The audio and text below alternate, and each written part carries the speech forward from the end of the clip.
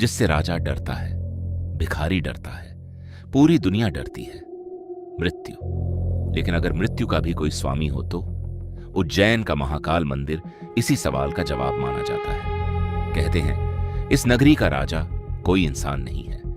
यही वजह है कि सदियों से एक मान्यता चली आ रही है कि कोई भी राजा, मुख्यमंत्री या प्रधानमंत्री यहां रात नहीं बिताता, क्योंकि उज्जैन का सिंहासन पहले से ही किसी और का है, महाकाल का। लेकिन भगवान शिव को यहां महाकाल क्यों कहा जाता है, इसके लिए हमें हजारों साल पीछे जाना होगा। उस समय उज्जैन को अवंतिका कहा जाता था। चारों ओर सुख शांति थी, मंदिरों की घंटियां गूंजती थीं, यज्ञों का धुआं आकाश में उठता था और पूरा नगर शिव भक्ति में डूबा रहता था। लेकिन फिर सब बदल गया।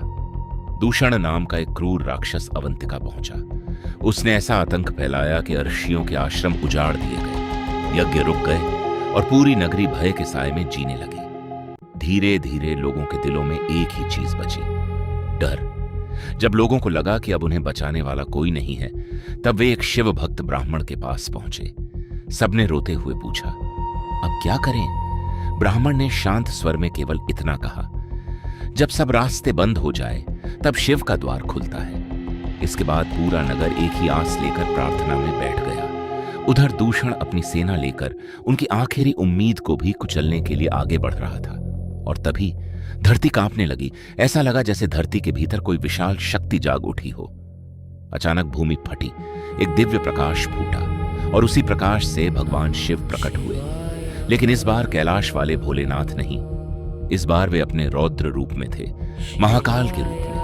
इतने विकराल और भयंकर कि दूषण की सेना को संभलने का अवसर तक नहीं मिला। एक ही पल में राक्षस का आतंक समाप्त हो गया, सब शांत हो गया। राक्षस का भय, लोगों का डर, सब कुछ। भक्तों ने हाथ जोड़कर प्रार्थना की, प्रभु अब हमें छोड़कर मत जाइए। कहते हैं अपने भक्तों की इसी विनती से प्रसन्न होकर भगवान शिव वहीं महाकालेश्वर ज्योतिर्लिंग के रूप में स्थापित हो गए। आज भी वही स्थान महाकाल की नगरी के नाम से जाना जाता है। इस मंदिर की सबसे अनोखी बात यह है कि 12 ज्योतिर्लिंगों में यह इकलौता दक्षिणमुखी ज्योतिर्लिंग है। शास्त्रों में दक्षिण दिशा को मृत्यु की दिशा माना गया है, और जब स्वयं काल के स्वामी इस दिशा की ओर मुख करके विराजमान हो तो भक्तों का विश्वास और भी गहरा हो जाता है कि महाकाल उनकी हर विपत्ति और भय को दूर कर देंगे। यह भव्य मंदिर 3 मंजिलों में बना हुआ है। सबसे नीचे महाकालेश्वर विराजते हैं, उनके ऊपर ओंकारेश्वर और सबसे ऊपर नागचंद्रेश्वर मंदिर, जिसके द्वार वर्ष में केवल एक बार नाग पंचमी के दिन ही खुलते हैं।